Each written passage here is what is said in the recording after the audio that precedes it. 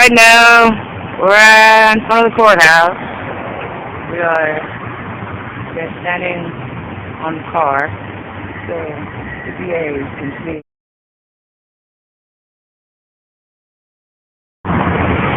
So, this is how we do it in Houston. They don't want to pay attention. They don't want to set up a meeting. But this is what you have to do to get a meeting with the DA. You get the chief of police detention. Something that's already the Texas state law. Here we go. Hi. I'm sorry?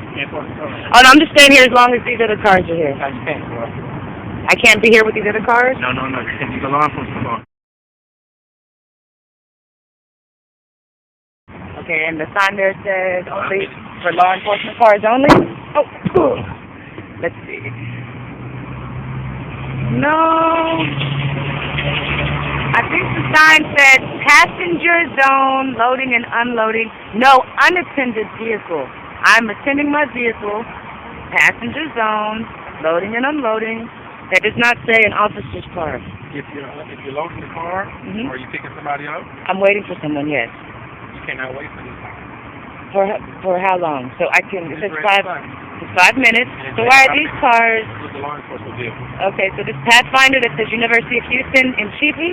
Chiefy, that's a police officer vehicle that says Chiefy? And University of Houston, that's a police officer vehicle? I don't think so. If you don't move your car, you're going to get a ticket.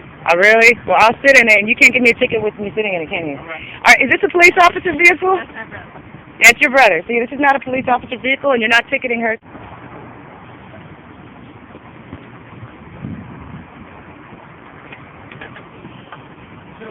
I didn't say that I didn't want to move.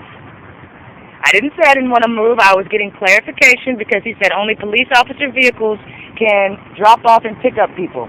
So that car that just left, the girl just said on camera that she's not a police officer and that's her brother that was picking her up. And the sign right there says, well, do you know what it's about? If you're a patrol officer, then you would appreciate what I'm doing. I don't. Well, you're not a patrol officer. So patrol officers that have to pull people over, okay, and that would prefer to cite and release individuals that are non-violent criminals, and they would rather fight real crime, like the 3 officers I spoke to this morning, okay, and like the Texas state law says that you're supposed to cite and release under 4 ounces. Okay, so since you're not out there, I guess, in a patrol vehicle, it doesn't matter to you. But the patrol officers and the veteran officers, that's what they want. And that's what I represent here, not just those officers, but also the community. Okay? Thank you. Thank you. So, all of y'all saw that this officer will lie, he will push the limits, you have to know your rights, you have to know the rules, and I'm going to pull up. Yeah, I'm going to pull up. I'm waiting for somebody, but I'm going to pull up. And I won't be in this space. I'll be up there. It doesn't matter, and it's none of your business. You don't come up here and ask her what he was waiting for, or who he was waiting for. All right, I'm gonna pull up. It's already been 5 minutes.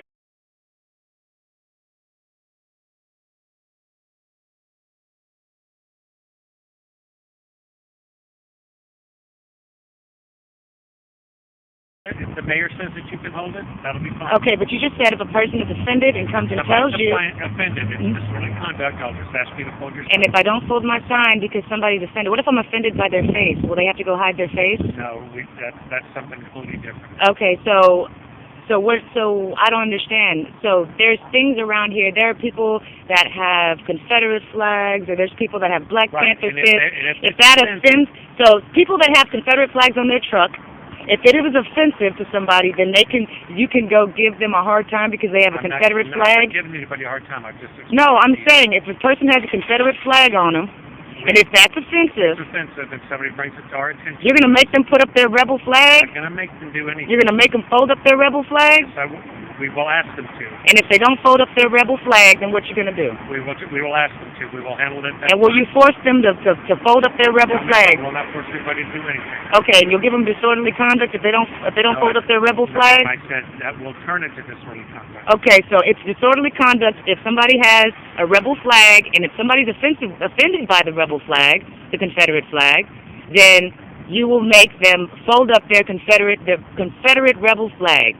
Okay, this officer is saying to all the Confederates and all the rebels out in Cutting Street, Ma'am, my hometown. That's completely Okay, okay. all my.